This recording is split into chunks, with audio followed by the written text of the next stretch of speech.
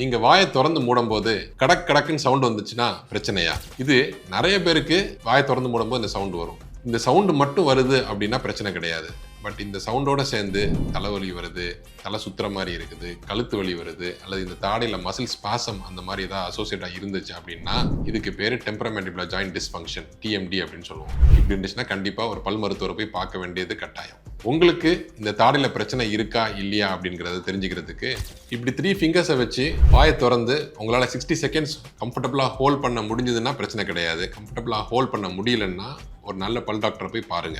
உங்களுக்கு கம்ஃபர்டபுளாக ஹோல்ட் பண்ண முடியுதா முடியலையாங்கிறத கமெண்ட்ல ஷேர் பண்ணுங்க, நம்ம டிஸ்கஸ் பண்ணலாம்.